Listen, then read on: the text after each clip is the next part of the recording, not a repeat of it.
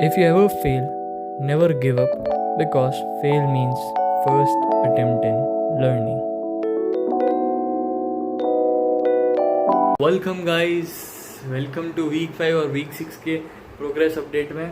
साथ में ही दे रहा हूँ उन दोनों वीक्स का। क्यों भाई? क्योंकि पिछला वीक थोड़ा मेरा टाइम मैनेजमेंट के इश्यूज हो गए थे, तो उस वजह से I was not able to give that video last week. So yeah कैसे गई ये 2 वीक में पहले वो बता देता हूँ। यार थोड़े से डाउन गए, डाउनर साइड में।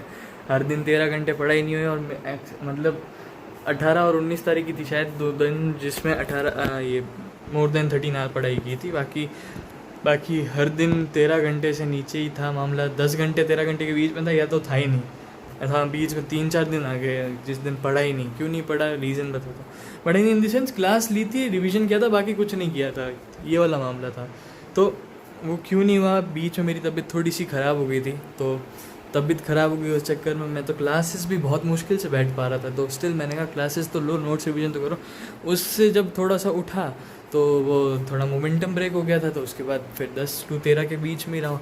उसके बाद अभी इसमें ये वीक 6 में, ये जो वीक 6 वाला था, ये अभी वाला जो वीक था, इस वीक में एक दिन यार क्या हुआ, पढ़ाई तो मस्त चल रही थी, पर फिर यार मेरी नानी आई हुई थी, तो मैं नानी से मिलने चला गया नीचे। तो क्योंकि नानी से ढंग से मिलने हुए यार हो गए अच्छे खासे, मतलब 2 साल हो गए लगभग अच्छे से मिले हुए, तो उनसे मिलना भी थोड़ा ज़रूरी था, तो उनसे मिला।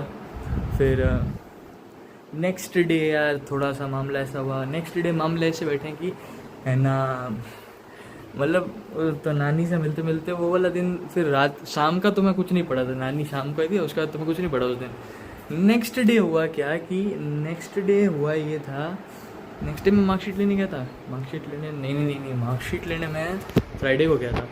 सो हाँ, उससे फिर नेक्स्ट डे ये हुआ कि अगले दिन है ना मेरे कज़न्स के यहाँ पर गया था, बिकॉज है ना घर पे दोपहर वाला लंच नहीं था, तो वो गणेश चतुर्थी है तो उधर 56 भोग था, तो वो 56 भोग अब खाने जाना था। तो मैं कहा चलो दोपहर का 2 घंटा लगेगा, तो मेरा प्लान था 3 बजे तक वापस आ जाऊँगा। बट ये फिर सीन ऐसे सेटल अप हुए कि शाम के 6-7 बज गई, 7:30 तक घर आया। फिर बहुत थक गया था, सो गया, क्योंकि वो आरती नहीं हुई थी, तो उस चक्कर में फिर 56 भोग आ नहीं रहा था, लोग लेट हो गए। ये तो चलता ही है, फैमिली फंक्शंस में होता रहता है। बट यार ठीक है, मेरे को थोड़ा इससे अब थोड़ा दूर रहना चाहिए मेरे को इतना दे कि थोड़ा दूर रहना चाहिए इससे। बट हाँ, अब मैं दूर रहूँगा डेफिनेटली इससे। फिर क्या है ना मेरी, और कल फिर मैं मार्कशीट लेने चला गया था, तो मार्कशीट लेने गया, और मार्कशीट का भी टाइम यार वो 10:30 से, तो मुझे कल की क्लासेस भी छोड़नी पड़ी। मतलब पहली तो ली थी इलेक्ट्रोस्टैट की, पर उसके बाद मुझे छोड़नी पड़ी 2 क्लासेस। क्यों छोड़नी पड़ी मुझे 2 क्लासेस? मुझे 2 क्लासेस इसीलिए छोड़नी पड़ी क्योंकि 2 क्लासेस मुझे इसलिए छोड़नी पड़ गई क्योंकि मैं गया था, क्योंकि है ना उन्होंने कहा कि मार्कशीट हम स्टूडेंट को ही देंगे, पेरेंट आ सकता है साथ में, पर मार्कशीट लेने के लिए स्टूडेंट का आना ज़रूरी है। तो मुझे मार्कशीट लेने जाना था, मेरी वो आ गई ना वो इम्प्रूवमेंट के बाद मार्कशीट, तो वो मार्कशीट लेने गया, मार्कशीट लेके आया। और तो क्या बोलूँ, तो मैं मार्कशीट ये देख, तो ये है मेरी मार्कशीट।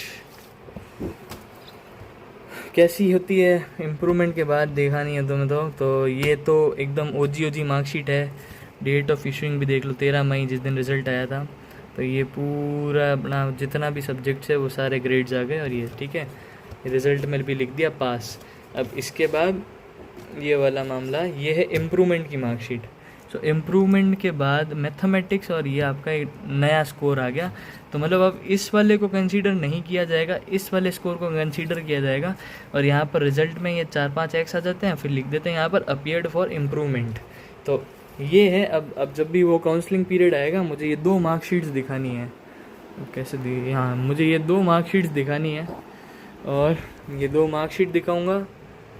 फोकस भाई, हाँ, तो ये 2 मार्कशीट दिखाऊँगा, तब मामला तो क्राइटेरिया वाला काम सेटल हो जाएगा। ये मामला है। तो ये मार्कशीट भी लानी ज़रूरी थी, क्योंकि अगले साल काउंसलिंग में। तो फिर कल का फिर इसको लेके आया, लैमिनेट कराया, दोपहर में लैमिनेशन के लिए गया था।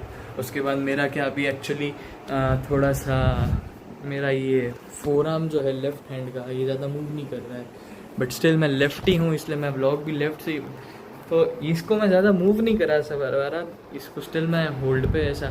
बट यहाँ से बहुत ख़तरनाक जो है लास्ट संडे ये रीज़न भी था मैं नहीं डाल पाया था व्लॉग, क्योंकि ये वाले पार्ट पे कसम वो लचक गई थी, फिर मैं गेट के अंदर बढ़ गया था तो प्रॉब्लम हो गई थी बहुत यहाँ दर्द अंडरस्टैंड। और फिर कल रात को बस ये दर्द अचानक से बढ़ गया और बस ठीक है, फिर कुछ खास एफिशिएंटली हुआ नहीं मामला। तो मतलब ये हैंड तुम देखो ना, ये थोड़ा स्टिल भी है, थोड़ा ऐसा एकदम वो ज़्यादा उसमें क्या है ना, मूवमेंट कराता हूँ तो दर्द होता है मेरे को भी। बाकी और क्या कहूँ तो ये था 2 हफ्ते का मामला। स्टिल चलो वापस चलते हैं, क्लासेस में क्या क्या किया उस पर एक बार डिस्कशन कर लेते हैं। क्लासेस भाई ऑलमोस्ट सारी अटेंड की, बस अभी तुम लास्ट के 3 दिन हटा दो तो उस दिन 2-3 दिन हटा दो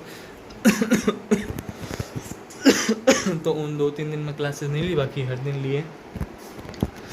और फिज़िक्स में इलेक्ट्रोस्टैट स्टार्ट हो गया, केमिस्ट्री में केमिस्ट्री में वही चल रहा है, आइसोमेरिज्म में ऑप्टिकल आइसोमेरिज्म चालू हो गया।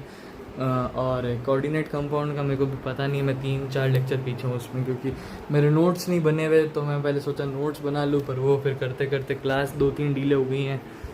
और ठीक है, अब उसको भी कुछ ना कुछ करके तो लाना पड़ेगा, वापस सेटल करना पड़ेगा। ठीक है, मैथ्स में कंटिन्यूटी ख़त्म हो गया है, डिफरेंशियबिलिटी स्टार्ट हो गया है, शीटों में यार थोड़ा बहुत ऊपर नीचे हो गया हूँ, तो अब वो भी करनी है मंडे में। पता नहीं, मैं सुबह वाला स्लॉट दे के ख़त्म करूँगा, अब कुछ तो करना ही पड़ेगा। पहले मेरा टारगेट है कि यार मैथ्स की शीटें सारी ख़त्म रहे, फिज़िक्स का देखा है ना मेरा थोड़ा दिमाग चल जाता है उधर, तो फिर मैं कर ही देता हूँ। पर मैथ्स में क्या, मुझे बहुत प्रैक्टिस चाहिए भाई, एट दी मोमेंटली मुझे प्रैक्टिस चाहिए, तो इसलिए मैं मैथ्स की पहले निपटाने की टारगेट रखूँगा। उसके बाद यार वो क्या बोलते हैं, केमिस्ट्री का थोड़ा बहुत देखता रहूँगा बीच बीच में। बाकी अब एक टेस्ट है और यही है भाई, अभी ये सब चल रहा है। बाकी थोड़ी देर में अभी टेस्ट देने बैठना है, तो 3 से 6 में, तो वो टेस्ट दूंगा।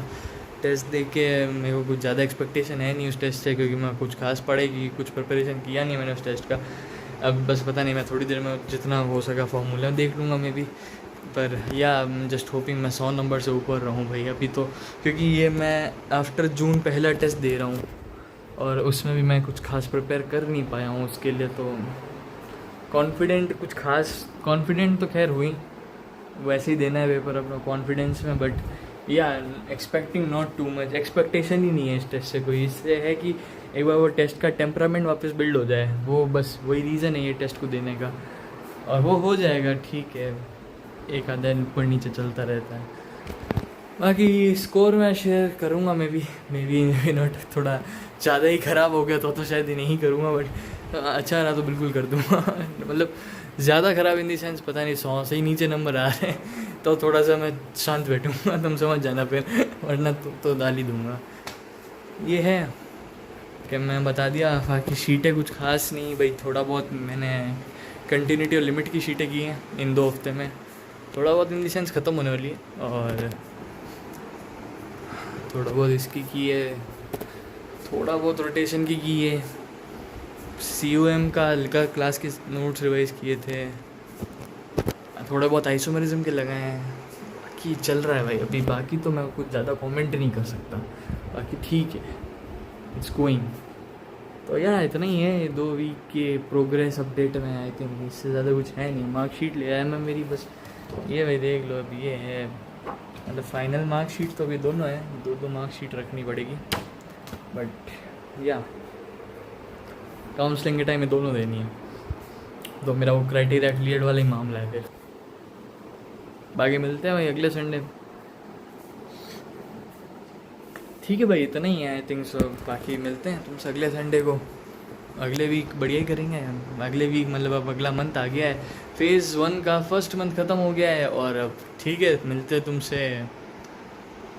तो बाकी तो क्या बताऊँ यार, फेज़ 1 का पहला महीना ख़त्म हो गया है, और ठीक है अच्छा महीना गया, ख़राब नहीं गया। लास्ट के कुछ दिनों थोड़ा सा इधर उधर हुआ, बट हो जाएगा वो, तो मेरे को एक्सपेक्टेड था ये हो सकता है, तो इसलिए मैं थोड़ा ज़्यादा डिसअपॉइंटेड नहीं हूँ खुद से। मुझे ये थोड़ा बहुत अपने आप से एक्सपेक्टेड था कि यार ये तो हो सकता है, क्योंकि तुम इतने महीने बाद ढंग से कंसिस्टेंसी धर रहे हो, तो ये डेफिनेटली होता है, ये सबके साथ होता है, मेरे को ये पता था। सो मैं डिसअपॉइंटेड बिल्कुल नहीं हूँ, उल्टा I am satisfied with this month. जिस हिसाब से जाना चाहिए था आई थिंक उस हिसाब से गया मंथ, उससे अच्छा तो नहीं गया, बट हाँ जिस हिसाब से जाना चाहिए था एग्जैक्टली उस हिसाब से ही गया। So yeah I am happy and satisfied with this month. बाकी देखते हैं next week, next month, next week तुम्हें क्या प्रोग्रेस मिलती है और मुझे क्या प्रोग्रेस मिलती है most importantly. So with that being said I will wrap this video till here. अगर तुम्हें वीडियो पसंद आई हो तो इस वीडियो को लाइक कर दो, चैनल को सब्सक्राइब करना है तो कर लो, मेरी तैयारी के साथ जुड़े रहना चाहते हो तो जुड़े रहो. और कमेंट सेक्शन में मुझसे कोई डाउट हो कि मयंक भाई पढ़ते लिखते हो कि नहीं हो, थोड़ी मेरी चिंता हो मयंक भाई वीडियो मत बनाओ, पढ़ाई पे फोकस कर लो, तो ओपन है तुम लोगों के लिए कमेंट सेक्शन. मैं कमेंट्स सिर्फ संडे को पढ़ता हूँ इसलिए मैं बोल रहा हूँ. So with that being said I will say take a leave. तुम भी मस्त रहो, चिल रहो, प्रिपेयर करो और या छोटे मोटे उतार चढ़ाव आते रहते तैयारी में. सो या बाय, थैंक यू.